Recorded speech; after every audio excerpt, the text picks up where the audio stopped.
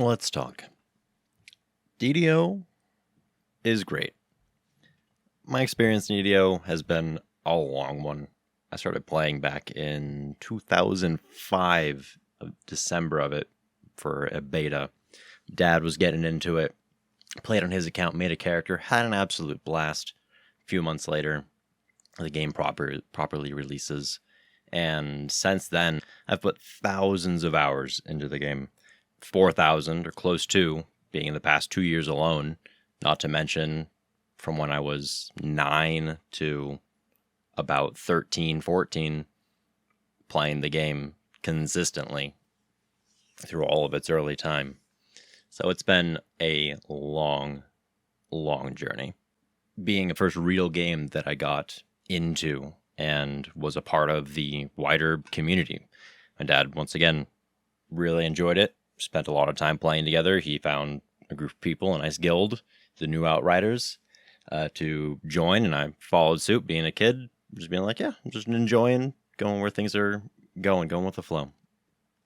From there, getting into early raids, getting into the group content with the guild, and seeing how the guild dynamic worked, right? Being very social, seeing promotions, seeing those being held in game, and having a real community element to it, to the point that my family even hosted a Norbash where we had people flying in from different countries and different parts of the United States to where we're at in the Northwest, and having a week together. I remember seeing the first Transformers with everybody, and those moments and memories, they can't be replaced. They can't be taken away or diminished. They were amazing. I loved them.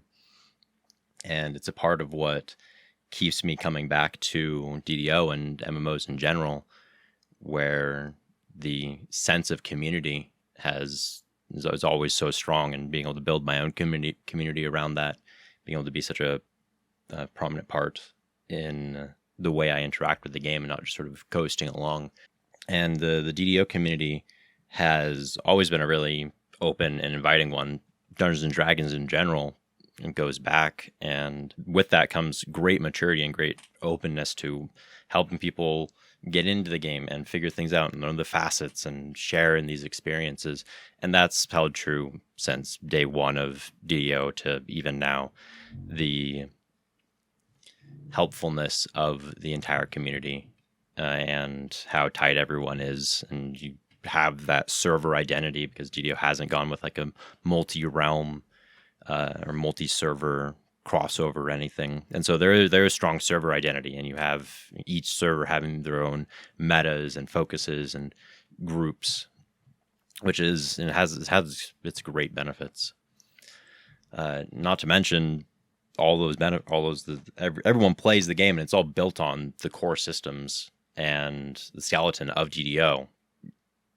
Easiest way, anyone asks me, what do you like about DDO? What is there to enjoy here? Again, it's 15 years old now, and I just have to press my jump. The control that you have over your character in all facets is insane, and it hasn't been replicated anywhere else. You have complete 3D spatial control, and those tying into your character. If you don't have enough jump, you can't get over certain obstacles. There's a cap at 40, and you try to reach that and have that as bare minimum so you can interact with it fully. The movement systems with dashes and speed boosts allow you to, once again, interact with all of these acrobatic challenges at different ways. If you don't have a certain speed, then you have to go a longer way around. But if you can hit that break point, then all of a sudden you're there. You can skip over challenges and traverse them with abundant step and with these movements. And it's been so great to always have that. Every single other game pales in comparison, at least that I've played. And you combine that, and that enables, it's a good baseline, but if it doesn't enable anything, then it's not really beneficial. And DDO has always had the low global cooldown, instant cast. You click your attack button, you're attacking, you're swinging, and snap reactions. You're not really gated into many cast animations or attack animations. You think of just like a cleave, and you can still jump around and move around while cleaving. And there's just a few spells that actually require a wind up, but once they come out, they last, and you can play around them. Think of like Dancing Ball and Blade Barrier, things that take a moment to get out there, but once they're out there, you can drag mobs back to it, play around it completely. And that was a big strategy when the game played a little slower in the first 4 years of playing around those big cooldowns to be efficient and be really on top of it. From there, all of that revolves around the sandbox creation and the complete and total player agency that DDO has to offer. If you build a character, you have control of what race you're picking, what class you're picking with that race, barring a few exceptions that hold true to Dungeons and Dragons. Monks and paladins having to be lawful, barbarians and bards having to be more chaotic, and the 3.5 Dungeons and Dragons base that it was built off of.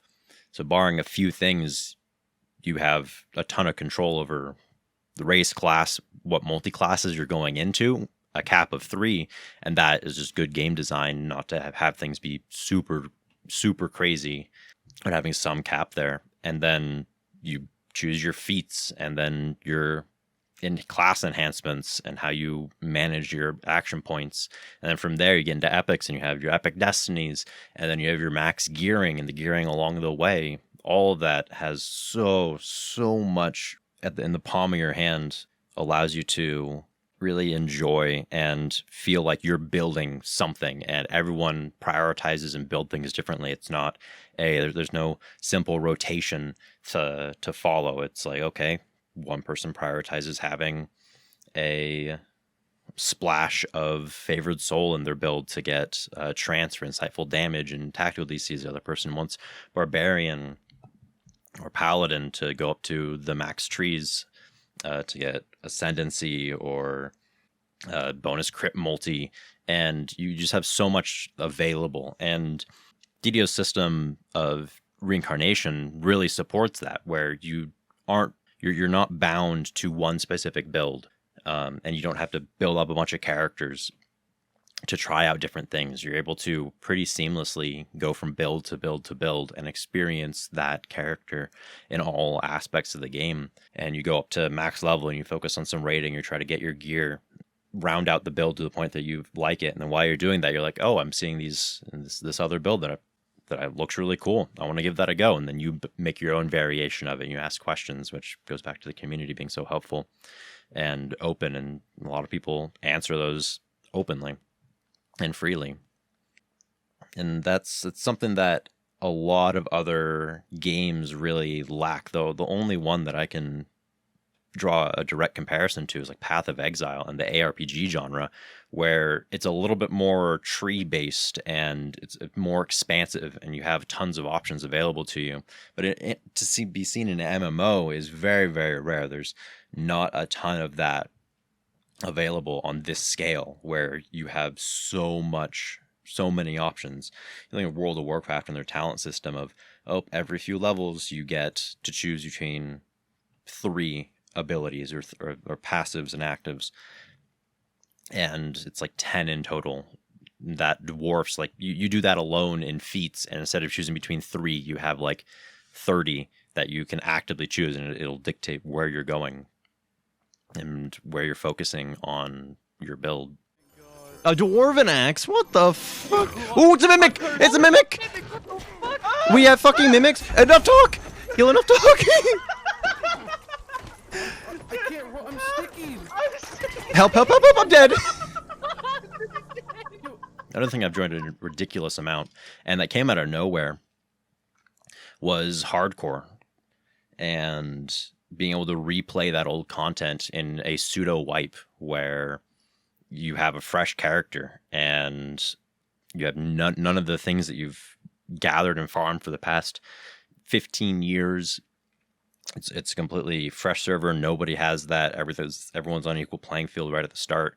And then you get to go through this old content, and you're incentivized to go through old content that you would have otherwise skipped. There are quests that I had literally never done or done once 13 years ago and completely forgot about and had to look up the wiki and relearn. And there are risky traps that if you die, you suddenly have to reset everything. So you play very safely. And it's a completely different environment in total. Hardcore really spiked my appreciation for a limited time event, for a seasonal event like Path of Exile, like a lot of ARPGs, that does have a wipe, that does have some sort of non-permanency, but then also brings permanency. You have rewards for achieving. It's the first of their kind, right? Like they got little splatters around them. Certain heights within it, and status recognition of, yeah, I was the third person to get footprints on Hardcore Season 1, and I was there when the first 2 people got them as well. And having that be such a momentous occasion for me, and being able to look back on it and be like, I enjoyed that entire journey and learned and figured things out and figured out new content, or figured out the new content, the new way to apply myself to the game. It was absolutely amazing. These are the things that I have really, really loved about DDO.